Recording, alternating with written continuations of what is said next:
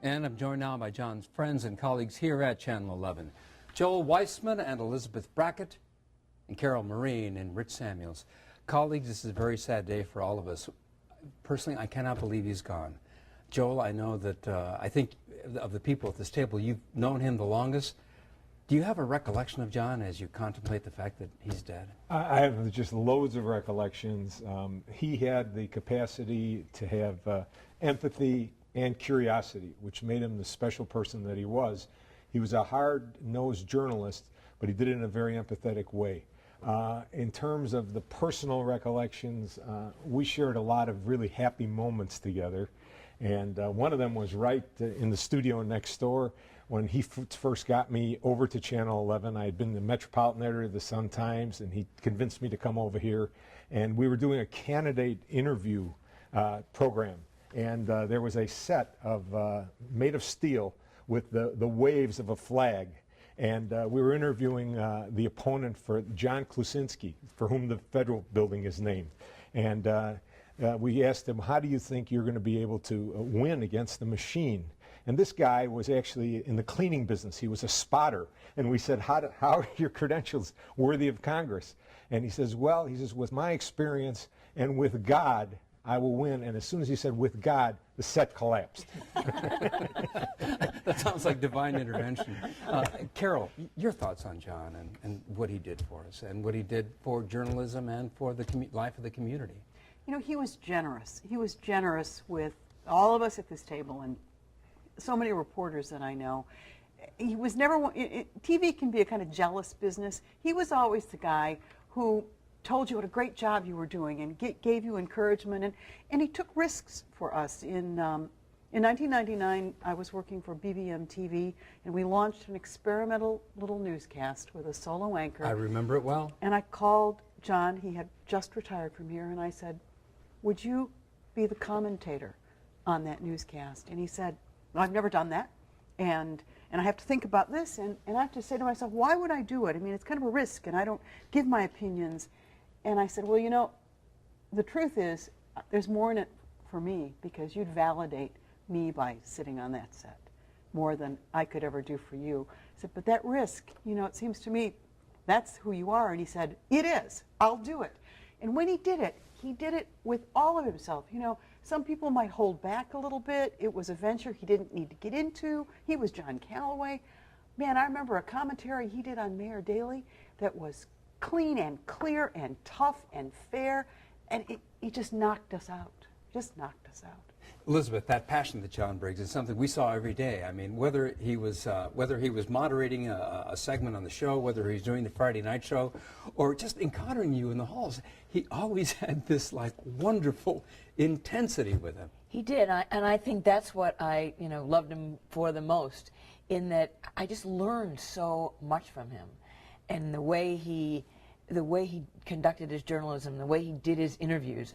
I mean, I loved to just watch his interviews and try to figure out, why he had asked such questions. And what you learn quickly is that his preparation was just legendary. I mean, he just prepared more than any other journalist I have ever known. And you tried to follow that example. And you just, he was certainly the best mentor just by being John that I've ever had in journalism. He certainly was a force, and he had this life force in him, and just this energy, Rich, that permeated everything he did. I think so. You know, my recollections of him go back really well back to 1964, the fall of 1964, when I came to the University of Chicago as a graduate student. I used to listen to him on the radio. This was long before I had any idea that I would end up in this business. He had a public affairs show on BBM radio on Sunday nights at 11 p.m. This was anything but prime time, I think. And I just to verify that I really did hear these things, I went back and checked out today. And on November 29th of that year, of '64, his guest was Father John Banahan of the Archdiocese of Chicago, and they discussed the implementation of the English Mass for an hour.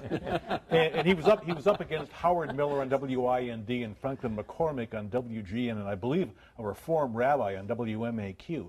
And I would listen week after week to these programs because it was so unlike anything else that you would hear at that time. This was still radio, the old-fashioned radio, because instead of John and Felicia doing the news in the morning, it was Mal Bellairs with Hal Carton on the orchestra and the vocal stylings of Lurleen Hunter.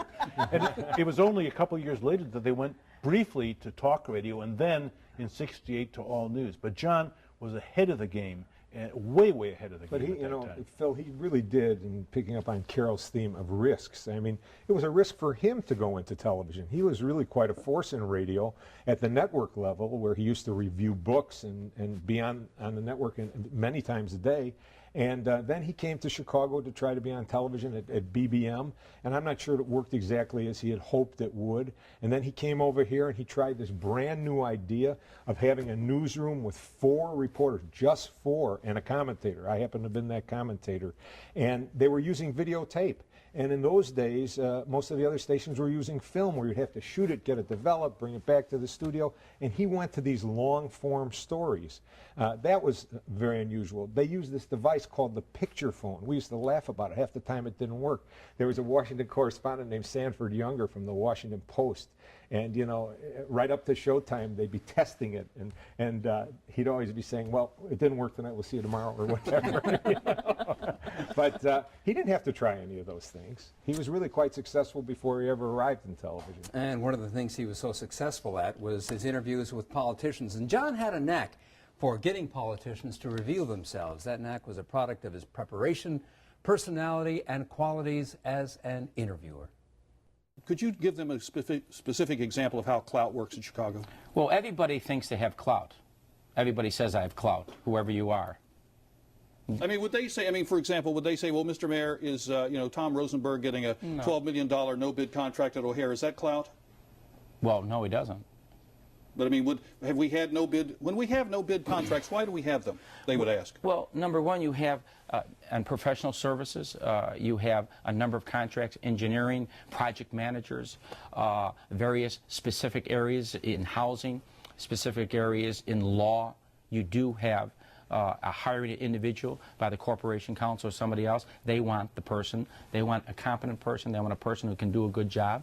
There's nothing wrong with that. I remember when we first met, back when you were running for president, nobody knew who you were. You had about 3 or 4% in the polls. I remember you came to Channel 11 Public News Center. That was our first nightly news downtown.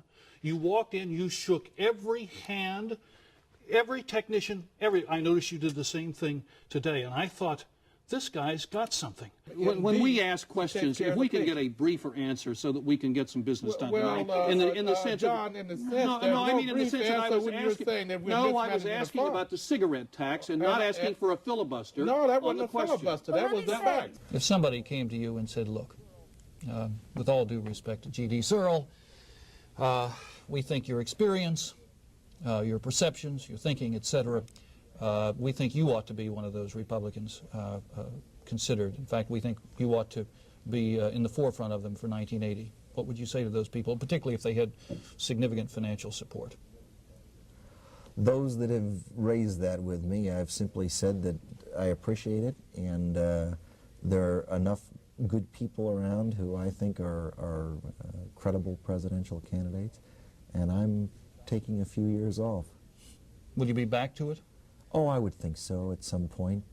You can't predict a thing love it, like don't you? that. I enjoy it. I also love being out of it. You were and I assume are, a strong believer in the Dr. Martin Luther King Jr. nonviolence movement. Yes. Nonviolent Yes. movement. Mm-hmm. And yet, it is said that you pack a gun. Nobody had ever seen a gun from me. But you're saying you don't carry a gun. That's a mythology that they just got to guess. Another one of those myths about like what's under the hat. But you're not. But when you say it's a mythology, you're not answering my question directly. You want me to mess with the myth? I mean, this is part of the personality. They said she, it's like they said she got a gun. No one ever saw a gun. Someone just screamed, "She have a gun," and everybody started running because, I mean, it was a big fight in there, and everybody said she have a gun. So it'll be a continuing. Somebody thinking they may come after you may not really know the answer to this question and think twice about it. They don't need to know this, do they?